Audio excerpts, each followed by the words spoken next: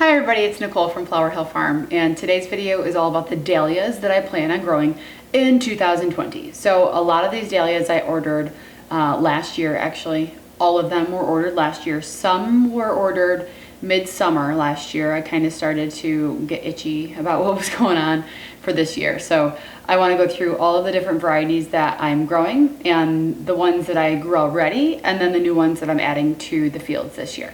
So the very first one I want to talk about is the Apricot Star Dahlia. And these next, I don't know, several varieties I ordered from Dave Dowling at Edney Glockner.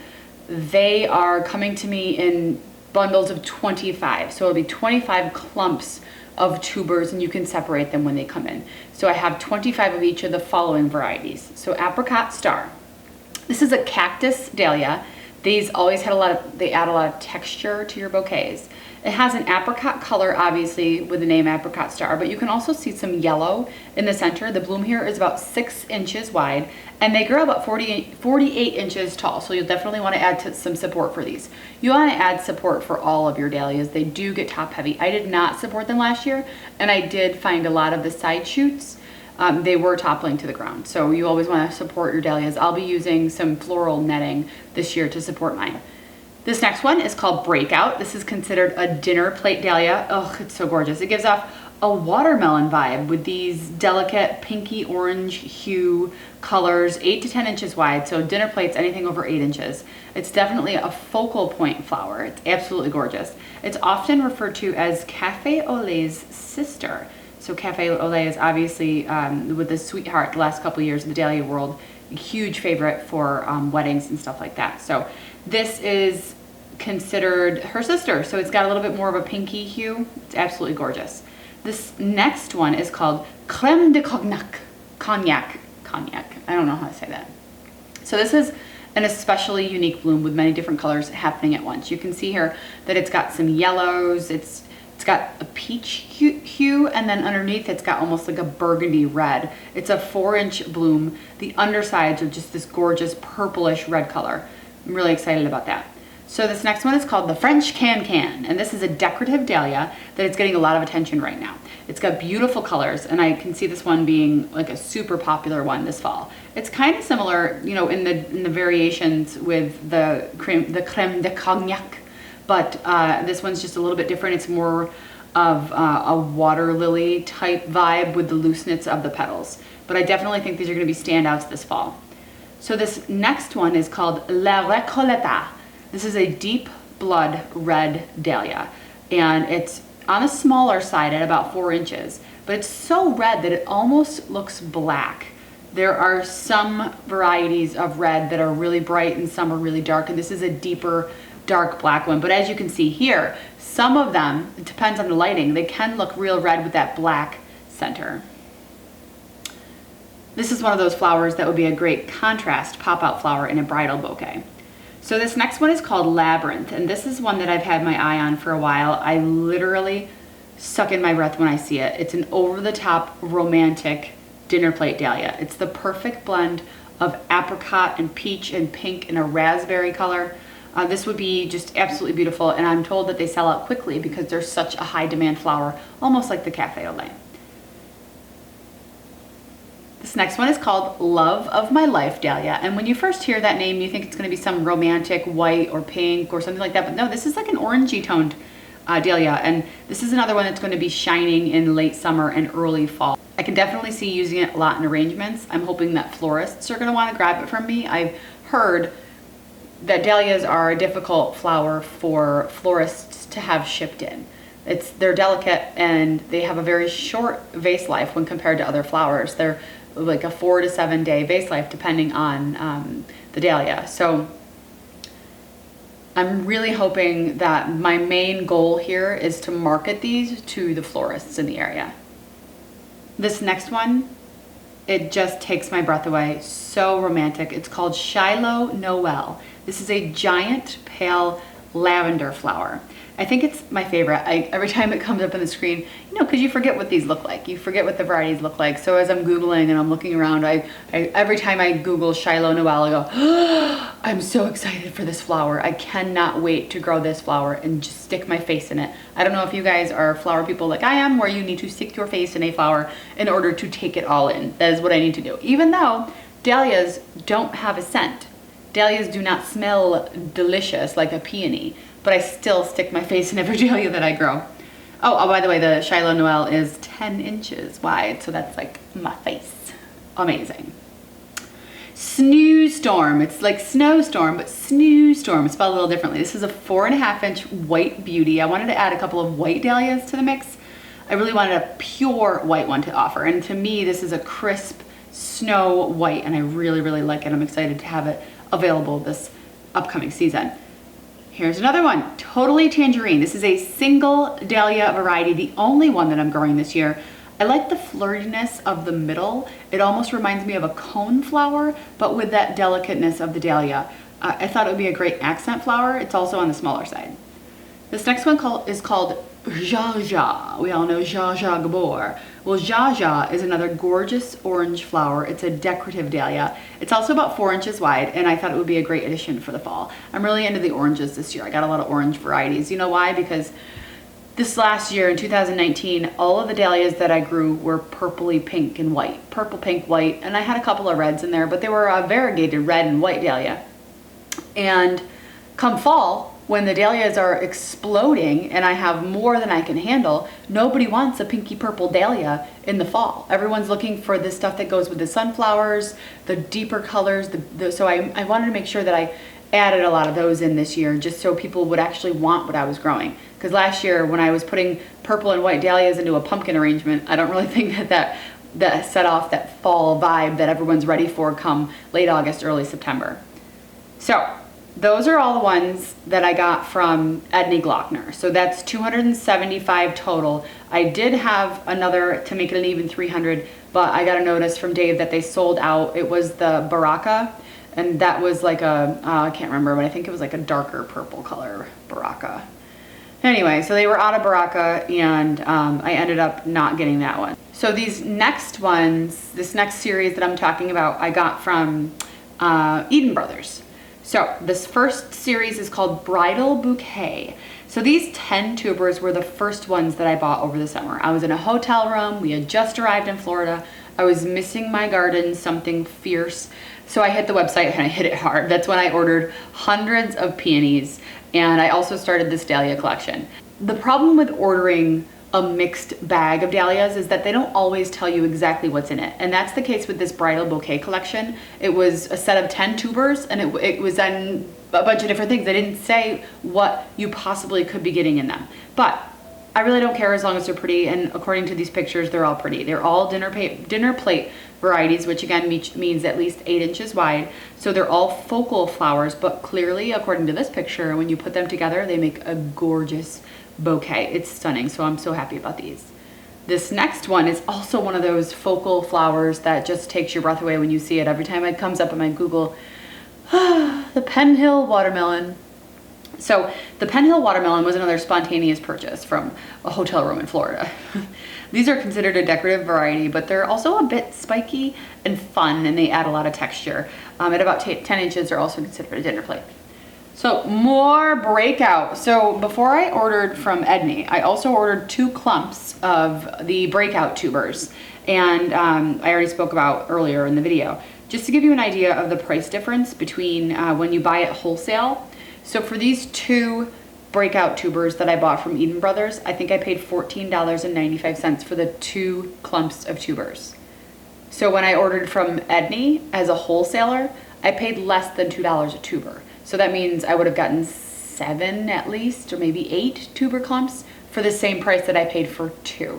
So there really is a difference when you're buying at wholesale to get those wholesale prices. It's an unbelievable savings because I'm not gardening anymore. I'm farming these flowers, and there's a huge price difference for that.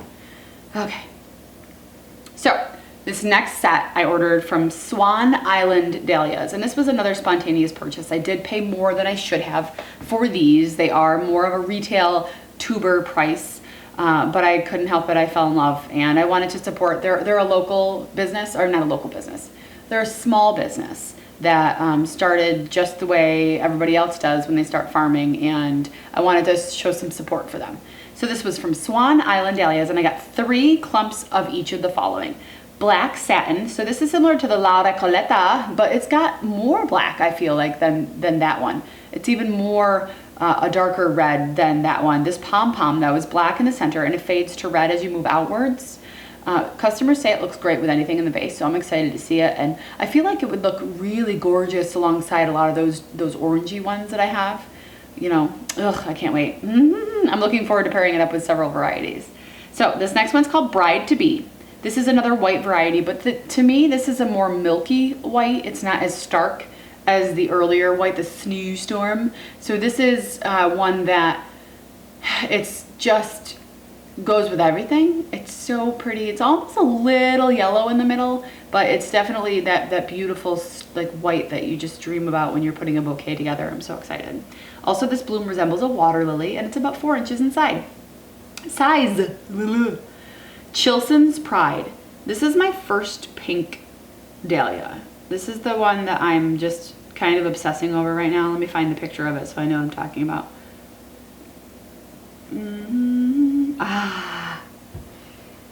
This is how it is every time I see a picture of this one.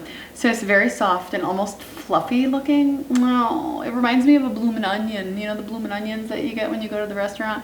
This also has a 4-inch bloom, and I'm super excited. I get like teary-eyed talking about these flowers. So this next one is called Amber Queen. This is another fall hue. This is actually a floret picture. This is, I think, I did use a couple of floret pictures, even though I did not order any of these from her. So thank you for the use of your picture. So this is a more golden bronze orange. I love these ball dahlias. I grew some last year, and they were just really amazing. If you've never felt one, they feel oddly sturdy in their petals. It's almost like touching like a clay that's been formed to like a dahlia, so it doesn't like have much of a give. It's a very sturdy flower. It's a very strange sensation. I love it. So excited about these ones. Ah, Shucks, that's the next dahlia on the list. It's a darling 4-inch flower of soft yellow, throwing stripes of red in random patterns. Throwing stripes of red in random patterns. I can't even say patterns. I copy and pasted that description, can you tell? I did not write that. Throwing stripes of red in random patterns across the petals.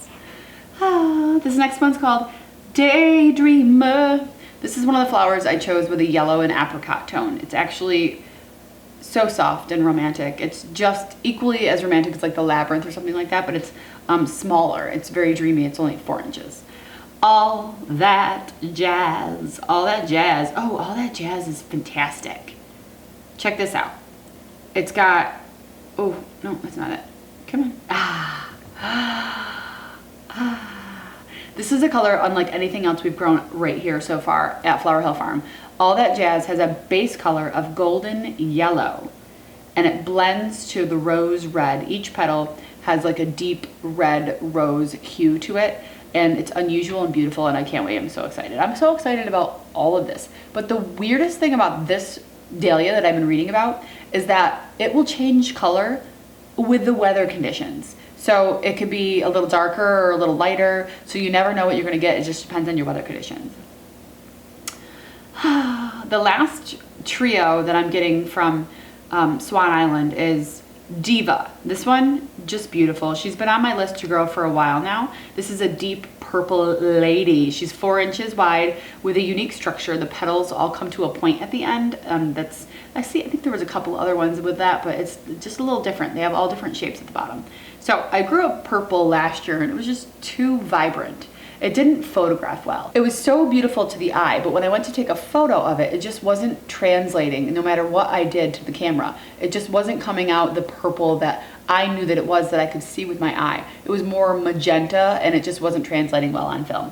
So I know what that's like as a photographer, so I wouldn't want to sell that to anyone and put it in a bridal bouquet and then have the photographer struggle to take a good picture of the bouquet. Nobody wants that. So I changed that one out, and that one came from a mixed bag. I didn't know what that was. So this one, I'm hoping according to the pictures that I'm seeing online, it's a much different tone of purple and it photographs really well. So I'm excited about that. So as a free gift with my order, I was able to choose 3 free tubers from Swan Island. I chose one of each of the following. The first one is called Teddy. This is a dark orange petal that transitions to like a sherbet color around the edges. It's so gorgeous. And then Citron du Cap. This is amazing. I gasp every time I see this picture. So it's this flirty, beautiful, frilly, sensational, yellowy, whitey, purple. It's got purple tips, and I just can't wait for this thing to bloom in my garden. I am going to get more of them next year if it grows as good as I think it's going to. So finally, my final dahlia that I ordered new this year is called Lisa. And I have a lot of friends named Lisa, so I'm very excited about this.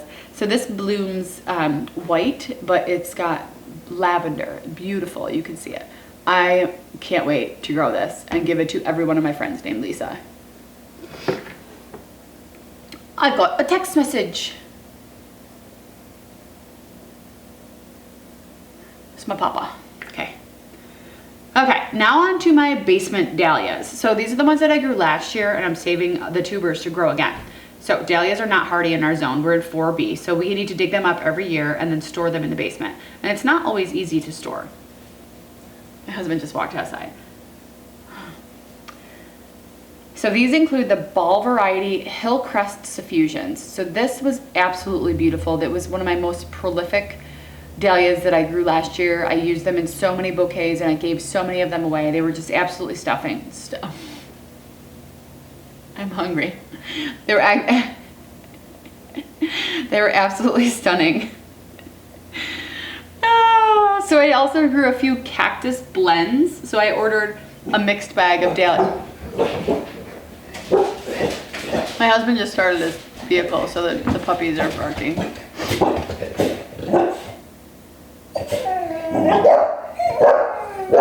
So along with those last year, I also grew a cactus mixed bag. I had no idea what was coming in this bag, and what I ended up with was a glorious surprise. One was like a purpley pink white cactus, absolutely stunning. And then I only had one plant, the other variety, so they came late, and I ended up planting them really late, so they were just starting to bloom, and then we got our frost. But I did get a couple of flowers off of it. Again with the yawn. I'm talking on camera, like yawn. I never did this on TV.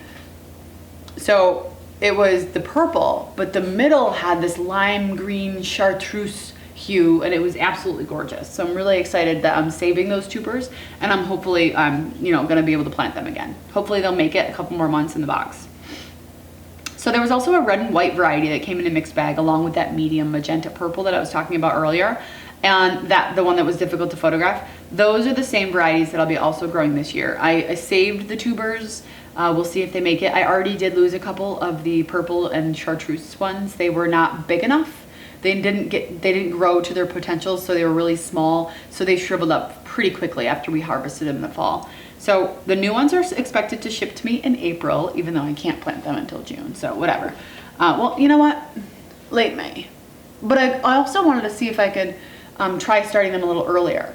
You could do that. I can plant them for a couple of weeks in some soil in the basement, and then once they start to sprout, then put them out and maybe be a couple of weeks ahead of the game. So when they get here, I'll do a video of unboxing them, show you guys what they look like, and then I'll also do another video obviously when I plant them. I might be starting a couple early in the basement just to get a jump start in the season, but we'll see. We'll see what happens. I'll also be doing a video update right now on my Lisianthus that I started from seed.